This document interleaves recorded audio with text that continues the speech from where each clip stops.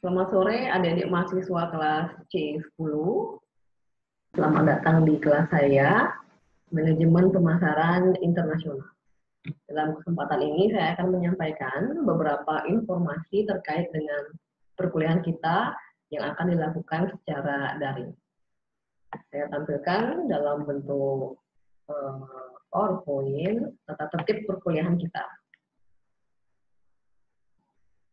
Jadi, mata kuliah kita adalah Manajemen Pemasaran Internasional dengan saya sebagai dosen pengampu. Nama saya Niluh Buku Indiani, bisa dipanggil Indi. Kemudian yang kedua adalah sifat perkuliahan kita. Tujuannya yang pertama adalah agar mahasiswa memahami bagaimana mengelola aktivitas pemasaran internasional. Adapun poin-poin yang akan kita bahas adalah yang pertama, memahami manajemen pemasaran internasional. Yang kedua, memahami lingkungan pemasaran internasional. Yang ketiga, bagaimana melakukan riset pasar internasional. Dan yang keempat, segmentasi dan positioning internasional. Dan yang terakhir adalah bagaimana strategi-strategi memasuki pasar internasional dan juga strategi produk internasional. Berikutnya akan saya bahas mengenai komposisi nilai akhir yang terdiri atas 4 komponen. Komponen yang pertama yaitu tugas kelompok sebesar 35%, ujian tengah semester dengan bobot 25%, ujian akhir semester dengan bobot 30%, dan kehadiran 10%. Teknis mengenai rekap absensi atau kehadiran akan saya sampaikan di pertemuan berikutnya atau melalui korti masing-masing.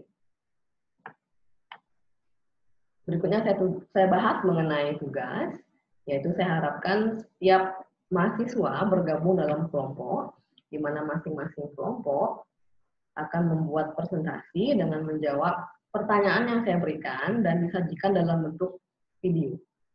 Jadi mahasiswa merekam video presentasinya masing-masing di rumah, kemudian video-video tersebut dikompilasi menjadi video presentasi kelompok yang akan diupload di YouTube dan kemudian di-share linknya ke saya.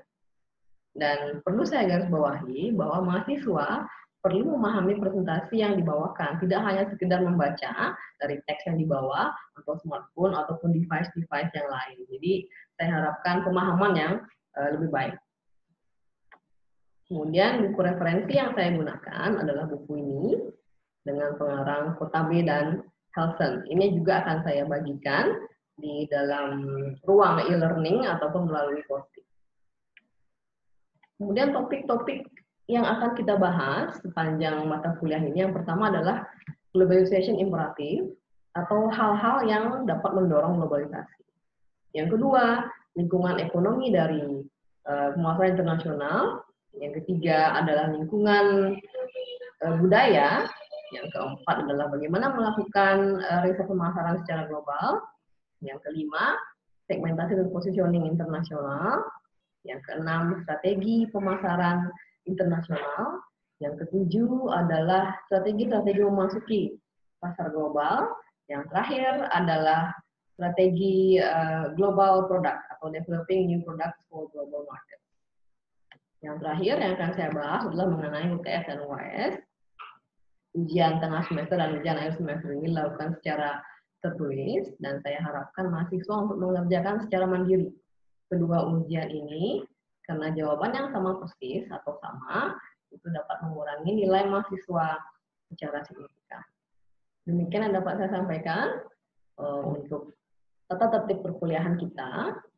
Saya harap mahasiswa dapat mengikuti perkuliahan saya dengan baik dan bisa lulus dengan nilai yang baik. Baik, demikian yang dapat saya sampaikan. Kita bertemu kembali di pertemuan kita yang berikutnya. Terima kasih atas atensinya.